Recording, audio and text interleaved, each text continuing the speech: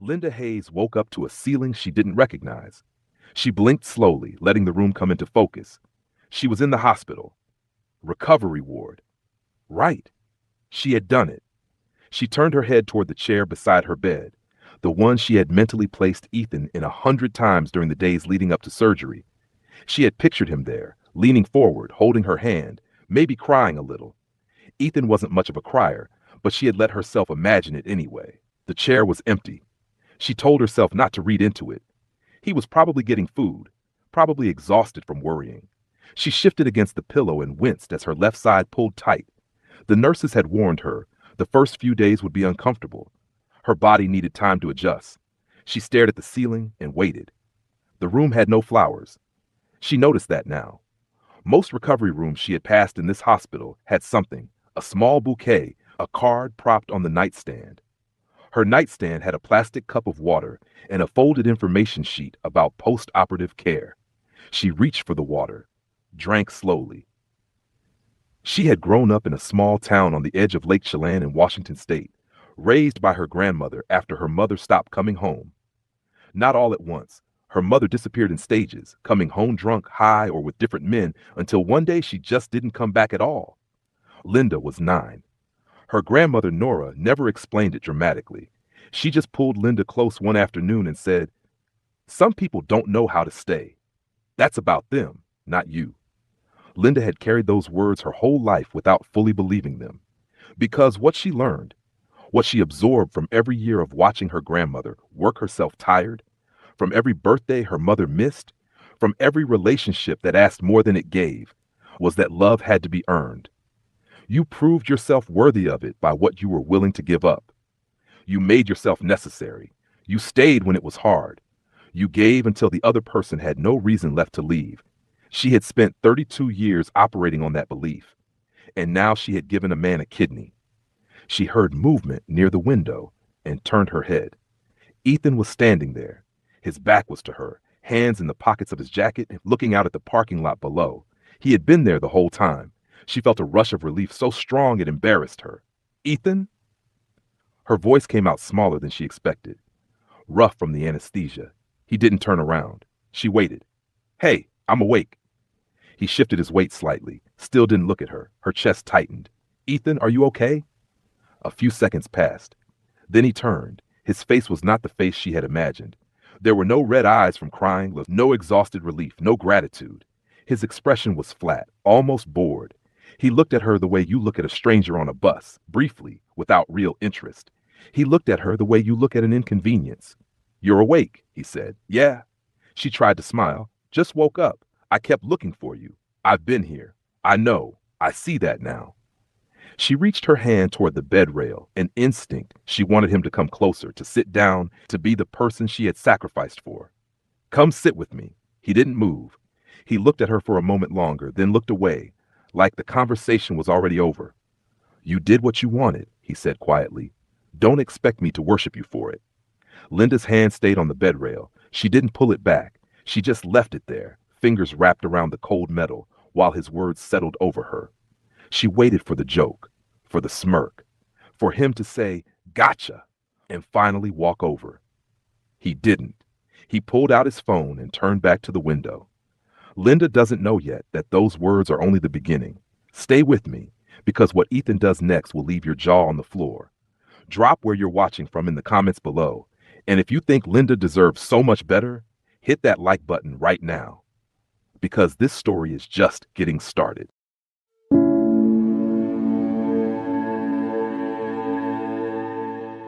Chapter 2. To understand how Linda Hayes ended up in that hospital bed, you have to go back 4 years. She met Ethan Cole at a farmer's market on a Saturday in October. He was buying coffee from the stall next to the bakery tent she was working. He spilled it. Not all of it, just enough that it splashed onto her apron, and he turned to apologize with such immediate, genuine embarrassment that she laughed before she could stop herself. He laughed too. That was how it started. Ethan was not the kind of man who looked dangerous on the surface. He was average height, broad-shouldered, always slightly in need of a haircut. He worked as a freelance mechanic, sometimes for shops, sometimes for private clients, always chasing the next job. He was funny in quick, dry bursts. He paid attention when you talked. He could make a room feel warmer just by being comfortable in it. What Linda didn't see, not at first, was the pattern underneath. The first time he asked to borrow money, it was 2 months in. His van needed a part. $300. He paid it back in 6 weeks, cash in her hand, no drama. The second time was 5 months later, then again at 8 months. The amounts grew gradually. The payback timeline stretched until he stopped paying back altogether. By year 2, Linda had stopped keeping track. Not because she was careless, but because tracking it felt like distrust, and she didn't want to be that person. Her best friend Tasha called it from the beginning. Tasha Briggs was the kind of friend who told you the truth even when you were not asking for it. She was 34, worked in human resources. She and Linda had been friends since community college, through bad jobs and worse decisions, and Tasha had watched every stage of Ethan with her arms folded and her mouth tight. "He borrows energy," Tasha said once, sitting at Linda's kitchen table with a cup of tea going cold in front of her. "Not just money. He borrows your good mood, your peace, your time, and he never gives any of it back with interest." "That's not fair," Linda said. "I'm not trying to be fair. I'm telling you the truth." Linda changed the subject. She was good at that. Ethan could be warm. That was the part Tasha never fully accounted for. He remembered small things, the way Linda took her coffee, the name of her grandmother, the nervousness she got before talking to strangers. When he was present, he was fully present. Those stretches made the distant periods feel like weather, temporary, passing, not personal. So Linda stayed. She was also by then working at Oren's Bakery on Callaway Street, a small family-run shop that had been in the same building for 11 years. The owner, an older man named Dave Oren, was semi-retired and left most of the daily running to Linda. She opened the shop 5 mornings a week, managed inventory, handled the regulars, occasionally slipped a free loaf to the woman on the corner who always looked like she was choosing between rent and groceries. The building was owned by Dr. Kang Dae-hyun. Linda had known this vaguely for 2 years before she ever connected the quiet man who came in Tuesday mornings to the name on the lease paperwork. Dae-hyun was a physician who had built a small portfolio of commercial properties as a secondary investment. He came in for black coffee, no sugar. He sat at the small table near the window when it was available. He read something on his phone, or sometimes nothing at all, and he was always gone within 20 minutes. He was not a man who invited conversation, but he noticed things. He noticed when Linda was short-staffed and moved through the shop at twice her usual speed without complaining. He noticed when she gave away the last of the morning croissants to a teenager who counted out coins twice and came up short. He noticed the Tuesday she came in with her eyes slightly swollen and smiled at every customer like nothing was wrong. He never commented on any of it. He just noticed. Then Ethan got sick. It came on fast. Fatigue first, then swelling, then a hospital visit that turned into a hospitalization. Kidney failure. Both kidneys failing at a rate that moved his name up the transplant list quickly, but not quickly enough. The doctors were honest. A living donor would give him the best outcome. His sister stopped answering calls. His mother said she was too old for the stress of testing. His 2 closest friends quietly disappeared over the following weeks. The hospital bills began to stack. Linda took on a second weekend shift, started skipping her own doctor appointments to manage costs, and began researching kidney donation at 11 o'clock at night on her phone while Ethan slept. When the hospital called to say she was a match, she was sitting in her car in the hospital parking lot after a donor information session. She had not told Ethan she was being tested. She sat there for 7 minutes with the phone in her lap. Then she called the coordinator back. "I want to proceed," she said. That night, she told Tasha. Tasha sat across from her in complete silence for 10 full seconds, which for Tasha was a very long time.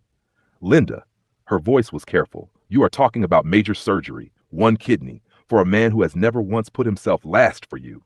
He would do it for me." Tasha looked at her. "Would he?" Linda didn't answer. The following Tuesday, Dae-hyun came in for his coffee. Linda handed it across the counter. He looked at her for a moment, that quiet, observant look he had, and said, without preamble, "You should not make permanent sacrifices for temporary people." Linda blinked. "I'm sorry. I overheard you on the phone last week," he said simply. "I wasn't trying to. I just did. He picked up his cup. Forgive me if that's too direct. He walked to his usual table. Linda stood at the counter and watched him go. She smiled to herself, shook her head, and got back to work. Because she believed, with everything she had left, that Ethan Cole was her forever. She would be in surgery in 11 days. What Linda could not have known, what nobody told her, was that Ethan had already made a decision of his own, one he had been living with for months, and it had nothing to do with gratitude.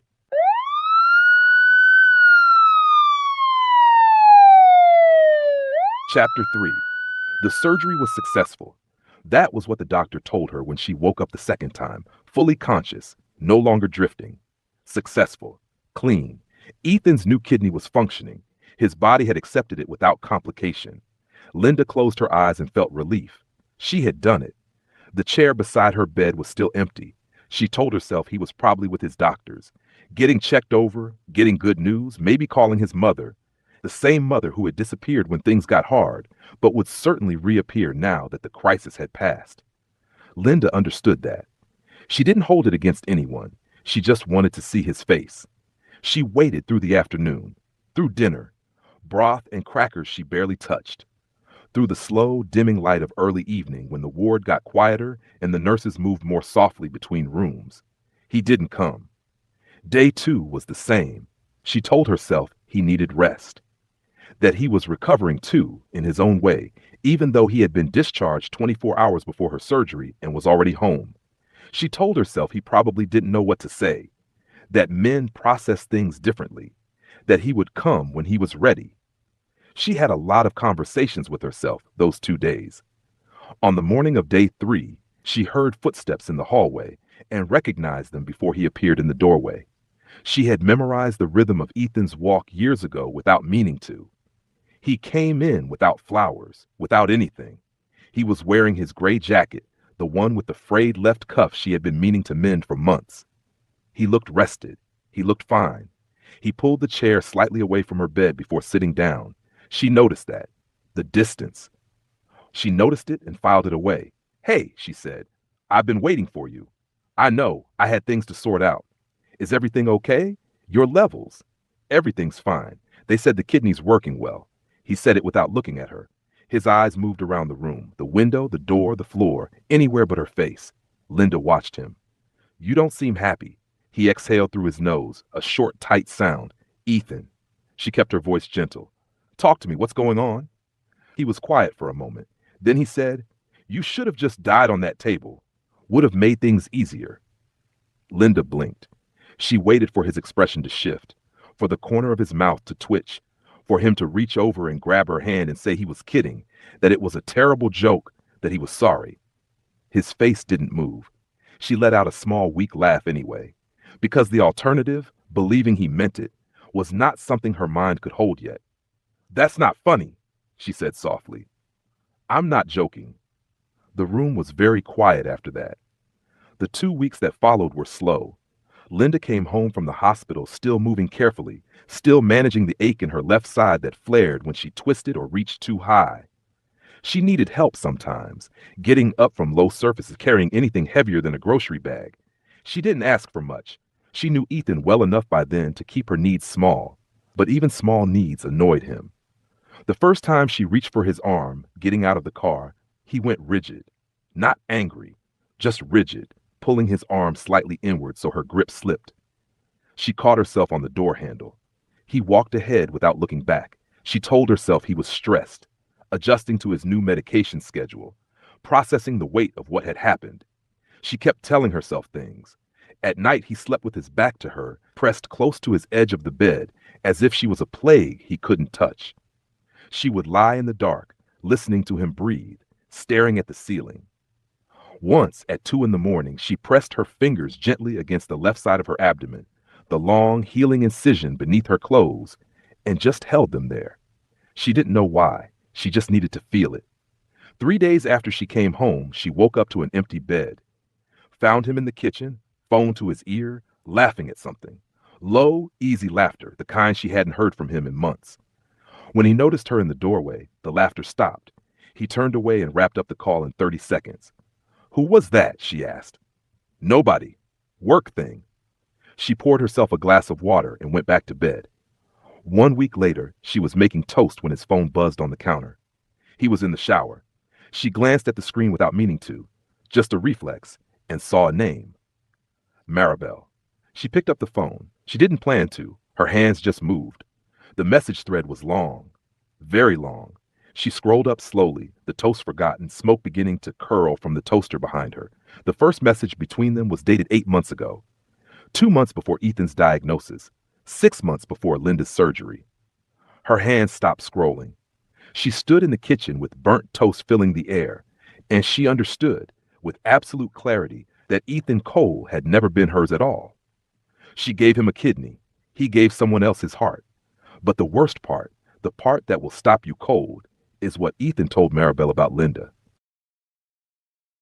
Chapter 4. Linda put the phone down exactly where she found it. She turned off the toaster, opened the kitchen window so the smoke could clear. Then she walked to the bedroom, sat on the edge of the bed, and looked at the wall for a long time. She didn't cry. Not yet. When Ethan came out of the shower, towel around his shoulders, she was standing in the middle of the living room with her arms at her sides. She didn't scream. She didn't throw anything. She simply looked at him and said, "Maribel." One word. He went still. And in the silence that followed, she got her answer. Not a confession. Something worse. The look of a man calculating how much she knew. "It's not." 8 months, she said. The first message was 8 months ago, before you were sick, before the testing, before any of it. He said nothing. "You were with her," Linda continued, "while I was being tested, while I was in surgery, while I was lying in that hospital bed waiting for you to come." Still nothing. She nodded slowly, more to herself than to him. "Okay," she said. She went to the bedroom and pulled a bag from the top of the closet. She packed without a list, just her hands moving through drawers and pulling things out on instinct. Clothes, her documents folder, the small photo of her grandmother she kept on the nightstand. Ethan appeared in the doorway. "Linda, we can talk about this." She kept packing. "Linda." She zipped the bag, picked it up, and walked past him. In the kitchen, she unhooked her key from the ring and set it on the counter. She didn't slam it down. She walked out the front door, down 2 flights of stairs, and into the pale morning. Barely healed, left side still tender. A bag over one shoulder that held everything she had decided to keep. She went to Tasha first. Tasha lived 20 minutes away in a one-bedroom apartment that she had recently started sharing with a newborn and roughly 40 pounds of baby equipment. She opened her door, took one look at Linda's face and the bag on her shoulder, and stepped aside without a word. Linda slept on the couch for 5 days. Tasha fed her, checked her incision without being asked, let her sit in silence when silence was what she needed, and talked when Linda was ready to talk. She did not say, "I told you so," not once, which for Tasha took visible effort. On the 5th day, Linda said, "I can't stay here much longer. You don't have the space." Tasha's jaw tightened. "You're not going back to him." "I know." She said it flatly. She would not go back to Ethan. There was nothing to go back to. "I just need to figure out what's next." What was next was a problem. Her savings account had been running on empty for months. Ethan's medical costs, reduced hours during her own surgical prep, the weeks she had been home recovering and not working. Her grandmother's house had been sold years before Nora passed. She had no family with a spare room, no emergency fund that hadn't already been spent on someone else's emergency. She went back to the bakery on a Thursday, 3 weeks after surgery, earlier than she should have. Dave looked at her like he wanted to send her home, but understood that she needed to be there. The following Tuesday, Daehyun came in for his coffee. He stood at the counter while she filled his cup and said without any opening to it, "I have a rental unit on the 3rd floor of the Harmon building. It's been empty for 2 months. If you need somewhere to be, it's available." Linda looked up. "I don't need charity," she said. "I know you don't." He picked up his cup. "It's not charity." "Then what is it?" "An offer." He said it simply. "No conditions, no pressure." She almost said no. The word was right there. "I'll think about it," she said instead. He nodded and went to his table. She thought about it for 4 days. Then she called the number on the lease paperwork she had handled 100 times and told him she wasn't interested. She would manage. 2 days after that, Tasha's baby had 3 consecutive sleepless nights. The couch cushions had started to affect Linda's healing, and Dave quietly mentioned that the walk to the Harmon building from the bakery was less than 6 minutes. She called Daehyun again. Still available? She asked. Yes. It's still not charity? There was the briefest pause. Then he said, it's investment. In what? He said, in you, and waited. Linda stood in the bakery storeroom with her phone pressed to her ear and the words sitting strangely warm in her chest. She moved in 2 days later. She told herself it was only because she had no other option. She almost believed it. But the moment Linda settled into that apartment, something was already wrong, something she couldn't see yet, because Ethan hadn't let her go, and the danger coming her way had nothing to do with heartbreak. Chapter 5. The first call came on a Wednesday. Linda didn't recognize the number. She let it ring out, assumed it was spam, and went back to restocking the bakery display case. An hour later, the same number called again. She picked up that time. Silence on the other end. Then a click. She stood holding the phone for a moment, then set it down and told herself it was nothing. The following evening, she was locking up the bakery alone. Dave had left early when she noticed a man standing across the street. He wasn't doing anything, just standing, hands in his jacket pockets, looking at the front of the building. She watched him through the glass door for a few seconds, then finished locking up and took the back exit. He was there again the next evening. Same spot, same stillness. She didn't tell anyone. She wasn't sure what she would say. She hadn't done anything wrong. She didn't owe anyone money. She didn't have enemies, or at least she hadn't thought so. Then Maribel walked into the bakery on a Friday morning. Linda recognized her immediately from the photo on Ethan's phone, the one she hadn't meant to see but couldn't unsee. Maribel was tall, dark-haired, wearing a dealership lanyard still around her neck like she had rushed straight from work. She looked nothing like someone coming to gloat. She looked frightened. She stopped at the counter and said, "Are you Linda?" Linda looked at her steadily. "Yes." Maribel glanced toward the door, then back. "I need to talk to you. Not about Ethan. Well, about Ethan, but not the way you think. I'm not here to start anything." Linda studied her face. Whatever she had expected from this woman, fear was not it. "Sit down," Linda said. Maribel talked for 11 minutes. Linda stood behind the counter and listened without interrupting. Ethan had debts, not the ordinary kind, not credit cards or overdue rent. He had borrowed money from people who operated without contracts, without patience, and without interest in excuses. The amount had grown over 18 months of missed payments and borrowed time. These men did not send lawyers. They sent other people. And Ethan, when pressed for a timeline on repayment, had told them he had access to money. Through Linda. He had described her as his devoted girlfriend, a woman whose boss was a wealthy Korean physician who owned several properties and had taken a personal interest in her. He had implied, apparently more than once, that Linda could access funds through that connection if things got tight enough. He had used her name, her relationship with Daehyun, her loyalty, her sacrifice. Maribel had found out 3 days ago when one of these men showed up at the dealership looking for Ethan and mentioned Linda by name, by workplace, by neighborhood. "I think they've been watching you," Maribel said. "I think Ethan told them enough that they know where you work, where you live." She paused. "I know I'm the last person you want anything from, but I couldn't just not tell you." Linda was quiet for a long moment. "How long have you known about his debts?" she asked. Maribel looked down. "A while." "Did you know about me? Before everything?" A shorter pause this time. "Yes," Linda nodded once. She wasn't angry at Maribel. She was too tired for that, and Maribel's fear was genuine. She could see it in the way the woman's hands wouldn't stay still on the counter. "Thank you for coming," Linda said. "You should stay away from him." Maribel left quickly. Linda stood alone in the empty bakery for a few minutes, hands flat on the counter thinking. Ethan had not just been careless with her love. He had converted it into something he could spend. She picked up her phone and called Daehyun. He answered on the second ring. "There's something I need to tell you," she said. A brief pause. Then carefully, "I think I already know." She went still. "What do you mean?" "Come to the building after your shift," he said. "I'll explain everything." When she arrived, he showed her. He had noticed the figure outside the bakery 4 days before she had. He'd recognized it for what it was. Not a coincidence. Not a random stranger. and had quietly installed 2 additional security cameras around her apartment unit and the building entrance without mentioning it to her. He had been trying to identify the threat before telling her, not wanting to frighten her without full information. He pulled up the camera footage on his laptop and showed her the same man, different angles, multiple days. Linda looked at the screen, then at him. "You knew," she said, "this whole time." "I suspected," he corrected. "I wanted to be sure before I said anything." "Why?" He looked at her directly. "Because you have been through enough. I wasn't going to add fear to it until I had something concrete."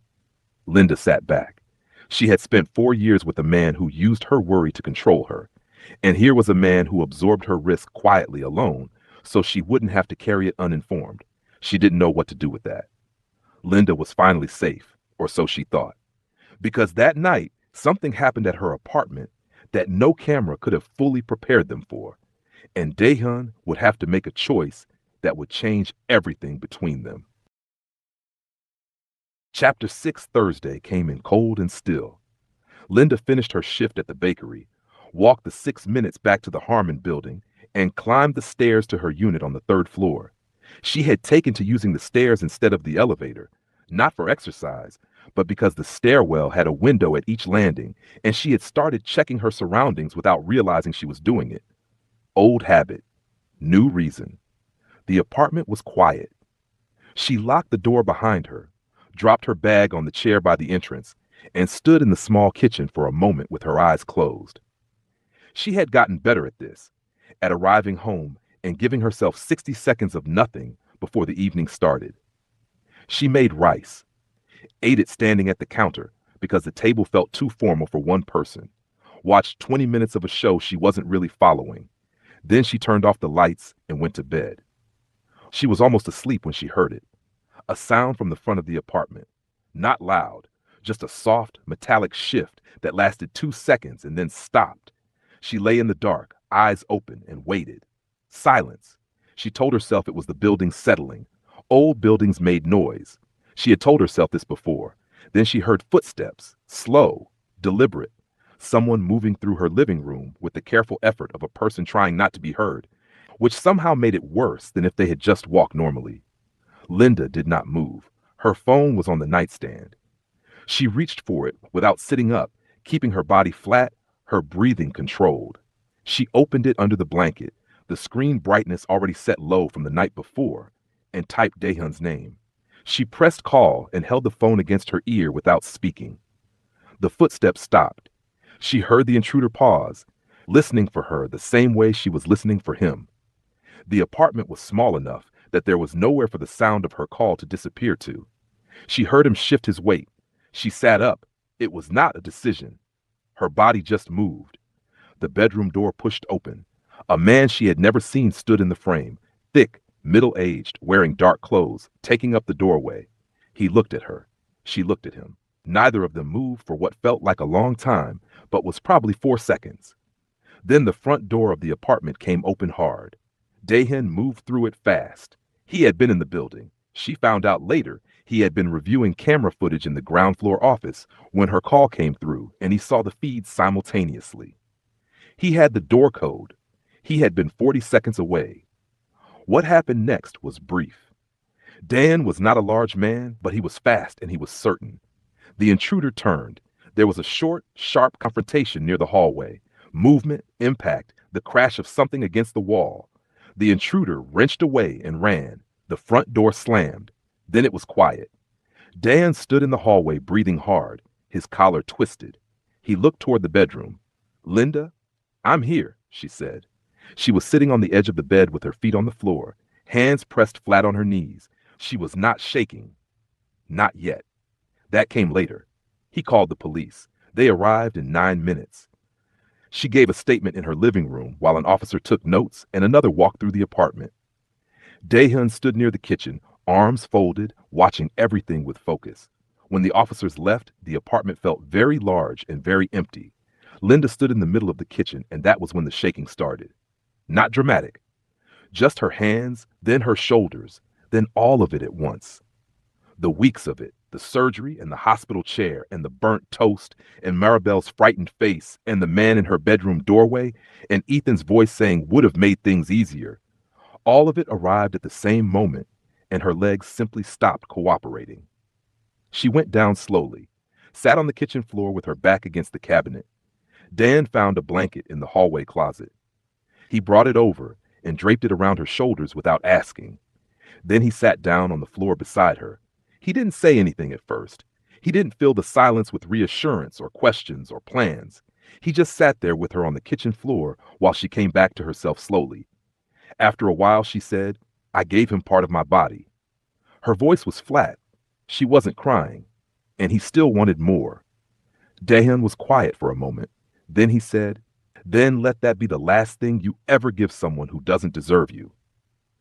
Linda stared at the kitchen floor. She didn't respond right away. Dahyun stayed on the floor beside her until she was ready to stand. He didn't rush her. Linda thought the worst was behind her, but the next morning brought news she never saw coming, something that would force her to make the hardest decision of her life and show her exactly who Kang Dahyun really was. Chapter 7. The weeks after the break-in were quieter than Linda expected. Ethan's debt collectors had been identified. 2 men were charged. Ethan himself was picked up for questioning 3 days later. The police had enough from the camera footage and Maribel's statement to bring him in. Linda didn't follow the details closely. Tasha sent her updates via text, and she read them without responding. She had other things to pay attention to. The Harmon building felt different after that night. Not unsafe. The opposite, actually. Dahyun had replaced the front door lock on her unit and added a second bolt without being asked. He had simply arrived one Saturday morning with a toolbox and a hardware bag and said, "This will take 20 minutes," and gotten to work. She made him tea while he installed it. They didn't talk much. She handed him screws when he needed them, and he said thank you each time with the same, even tone. And when he was finished, he tested the lock 6 times before declaring it acceptable. It was such a small thing, but she noticed it. He was not a man of large gestures. She learned this slowly. He didn't bring flowers or make speeches. He didn't explain himself or announce his intentions. He simply showed up, consistently, without fanfare, and did things that mattered. He noticed when the small lamp in her living room flickered and replaced the bulb before she asked. He texted when he was running late for anything, even things that didn't involve her directly, because he had observed that she was the kind of person who worried when timing went wrong and didn't say so. He never walked into her space without signaling himself first. A knock, a text, a quiet, "It's me" through the door. He was considerate. Linda didn't know what to do with it at first. She kept waiting for the other side of it, the moment the generosity became leverage, the way it always had before. She stayed braced. The bracing slowly got exhausting. One evening in mid-November, he came upstairs with groceries and announced, with more confidence than the situation warranted, that he was going to make bibimbap. Linda looked at the ingredients he set on her counter. "Have you made this before?" "Many times." This turned out to be a significant overstatement. The rice burned on the bottom. He mixed the sauce proportions wrong and didn't realize it until he tasted it and went very still for a moment. The vegetables were fine. The egg was not. He put it on the plate anyway and said nothing, clearly hoping presentation would carry what flavor could not. Linda took one bite. She tried to hold it together. She genuinely tried. She laughed until her surgical scar pulled tight, and she had to press her hand against her left side. And even then she kept going, tears at the corners of her eyes. And Dahyun sat across from her looking mortified for approximately 10 seconds before he also started laughing. They ordered delivery. They ate it at her small kitchen table and talked for 3 hours about his training in Seoul, about Linda's grandmother and the way Nora used to sing to herself while cooking, about the bakery and what Linda actually wanted from it. At one point she said, "I think I want to own it, the bakery. Dave's been hinting about stepping back for a year." Dahyun looked at her across the table. "You would be good at that. Not as a great dream or someday maybe. Just a simple, direct statement of what he already believed to be true." She looked down at her food. "Don't do that," she said quietly. "Do what?" "Say things like that so easily. It's hard to know what to do with it." He was quiet for a moment. You could just believe it, he said. She didn't fall for him all at once. It happened in pieces, without announcement. A Tuesday when he sat at his usual table and looked up at her with something unguarded in his expression and then looked away. An evening when she was tired and he handed her a cup of tea without being asked, and her whole body relaxed. The night she had a bad dream about the break-in and found herself standing in her kitchen at 3 in the morning, unable to go back to sleep. She almost texted him. She stood there with her phone in her hand for a long time. She didn't send it, but the fact that his name was the one she reached for, that meant something. He kissed her on a Sunday. They had been standing in her kitchen after he helped her rearrange the shelves. He had been about to leave. He turned back for something, his jacket, she thought, and she turned at the same moment, and they were very close. He looked at her for a moment. Then he leaned in slowly, giving her every opportunity to move away. She didn't move. The kiss was quiet, unhurried. There was nothing desperate or urgent in it. It was the most careful thing anyone had ever done with her. When he pulled back, he looked at her as if waiting. She reached up and brought him back. Chapter 8. Ethan came back on a Tuesday. The same morning, Dahan came in for his coffee. Linda was behind the counter when the bakery door opened, and she looked up out of habit. She saw him before he saw her. He had lost weight. Not a little. Enough that his face looked altered, the jaw too sharp, the skin pulling differently over the bones beneath. He moved carefully and winced with each step. His jacket, a new one she didn't recognize, was slightly too big for him now. She stood very still. He spotted her, stopped walking. For a moment, neither of them did anything. Then he came to the counter. He didn't open with an excuse or an explanation. He just stood there looking at her with an expression she had never seen on him before. Not the flatness from the hospital, not the cold irritation of those 2 weeks at home. He was frightened. I need to tell you something, he said. Her voice was calm. Okay. My body is rejecting it. He said it quietly, looking at the counter rather than her face. The kidney. They caught it about 3 weeks ago. It's not, they said it can sometimes be managed, but right now it's not responding. He stopped, swallowed. I'm back on the transplant list. Linda said nothing. He looked up then. I know I don't have any right to be here. I know what I did. I know what I said to you. His voice tightened slightly. I've thought about it ever since. The things you said or the consequences, she asked. He flinched. Both. She waited. I was scared, he said. When you donated, I couldn't handle it. I didn't know how to be that in debt to someone. It made me feel like I owed you something I didn't know how to pay. So he stopped. I made it your fault, that you gave too much, that you were trying to trap me with it. He said it like he understood how it sounded. I told myself a story, he continued, so I didn't have to feel like the person I actually was. In Maribel, that was going on long before I got sick. I wasn't going to tell you. I just kept telling myself you were too much and I needed something easier. He exhaled. There's nothing easier. I just didn't want to grow up. Linda looked at him for a long time. Then she took a breath. I believe you, she said. Ethan looked up quickly, hope moving across his face. I believe that you were scared, she continued. Sure, I believe that you didn't know how to handle it. I believe you thought about it. She paused. And none of that changes what happened. You told me I should have died on that table. You were with someone else while I was in surgery giving you a piece of my body. You used my name to borrow time from people who sent someone to my apartment. She said it without raising her voice. I'm not angry at you anymore, Ethan. I'm really not. But I'm not going to stand here and absorb your guilt for you. That's not mine to carry. His jaw worked. I need you now, he said. It came out ragged. No, she said. You needed me before. You just didn't value it. She held his gaze for one more moment. Then she turned and walked back through the counter door and into the bakery kitchen. She stood at the prep table and pressed both palms flat against the cool surface, breathed in, breathed out, listened to the front door open and close.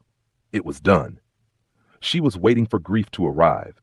She waited for it honestly, prepared to feel whatever came. It didn't come. What came instead was peace. She stood in it for a moment. Then she heard the swing of the kitchen door and turned. Dahan stood in the doorway. He had been at his table when Ethan walked in. She had registered him in her peripheral vision but hadn't looked over. He had stayed where he was, she realized. He had not moved toward her or intervened. He had simply let her handle it.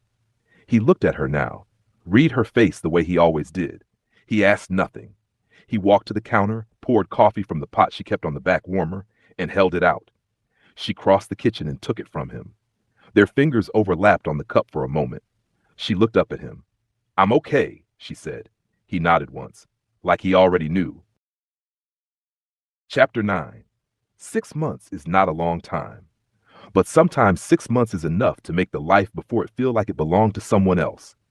Linda Hayes opened the bakery under her own name on a Saturday morning in late April. She didn't make a big event of it. She changed the sign, restocked the display case, unlocked the front door at 7 a.m., and stood behind the counter waiting for the first customer. Dave Oren came in first, retired now, slower on his feet, wearing the same wool cardigan he had worn every winter for 11 years. He looked at the new sign in the window, then at Linda, and said simply, "It was always yours anyway." He bought a coffee and a blueberry scone and sat at his usual table for an hour, reading his newspaper, getting in the way of nobody. That was enough of a ceremony. The arrangement with Dae-hyun had taken 3 conversations in one long evening at her kitchen table to structure properly. He had offered to back the purchase quietly, a formal loan, documented, with terms she had negotiated herself and had Tasha's cousin, a contracts attorney, review before she signed anything. She had been clear about that from the beginning. "I'm not taking a gift," she told him. "I know," he said, "and I'm not taking terms I can't meet." "I know that too." "Then stop looking at me like the paperwork is a formality." He looked back at the document. "The paperwork is not a formality." She signed it. He countersigned it. They shook hands across the table, and he held her hand 1 second longer than a handshake required, and neither of them mentioned it. By June, the bakery had found its rhythm. Linda hired 2 part-time staff, a college student named Priya, who was fast and good with customers, and an older man named Desmond, who had 30 years of bread baking behind him and very strong opinions about fermentation times, which Linda respected completely. She came in early most mornings, not because she had to, because she wanted to, because standing in the quiet of the kitchen before anyone else arrived, flour on the prep table, the ovens warming up, the smell of the day beginning, it felt like something that was entirely hers. She had not had many things that were entirely hers. She was learning to value it. On a Sunday morning in the second week of June, the bakery was full in the easy, unhurried way that Sunday mornings produce. Tasha was at the corner table with her daughter, Nia, who was 8 months old and deeply interested in the paper bag Tasha kept taking things out of. Tasha had a coffee going cold in front of her because Nia kept requiring both hands, and she looked tired and happy in the specific way of new mothers who would not trade the tired for anything. Linda brought her a fresh coffee without being asked. Tasha looked up. "You're going to make me cry in public. You cry at everything now. I have a baby. I'm allowed." She pulled Nia onto her lap. "She's going to want one of those almond things. She has 4 teeth. Doesn't matter." Linda laughed and went back behind the counter. The morning moved the way good mornings do. Slowly, with no urgency, full of small, ordinary exchanges that added up to something warm. Near the window, Dan sat at his usual table. He had his phone face down and was reading an actual book that he had been working through for 2 weeks. He had finished his coffee 20 minutes ago. He had not left. He didn't come in every Sunday, but most Sundays he was there. He looked up once and found her already looking at him, and neither of them looked away immediately. He held her gaze for a moment, then went back to his book. Linda stood behind her counter in her bakery, flour on her hands, her best friend laughing in the corner, the man she loved sitting quietly by the window, and she felt it. Not loudly, not dramatically, just a deep, settled feeling in her chest that said, "This is safe. You are safe. You built this." She had spent 32 years believing that love was measured by how much you were willing to give up for it, how much pain you could absorb, how long you could stay when everything in you said leave. She knew better now. Love was not measured in sacrifice. It was measured in how you felt when you walked into a room where the other person was, whether your shoulders dropped or tightened, whether you became more yourself or less. Beside Dae-hyun, she was entirely herself. That was the whole answer. She turned back to her counter, to her bakery, to her Sunday morning, And she smiled to herself quietly, in the way of a woman who has finally stopped waiting to feel like enough. She already was, and that is Linda's story. She gave everything she had to someone who treated her love as a resource to drain. And when she had nothing left, no savings, no home, barely her health, she had to learn, slowly and painfully, that real love does not ask you to disappear into it. If this story stayed with you, please hit the like button and subscribe so you never miss a story like this one. We release new stories every week, and there is always someone in these comments who needed to hear it today. Now I want to ask you something, and I hope you'll answer honestly in the comments below. Has there ever been someone in your life you gave too much to, someone who never truly saw what it cost you? And looking back now, what do you wish you had done differently? You don't have to name names. Just tell us what you learned. We're reading every single comment, and we'll see you in the next story.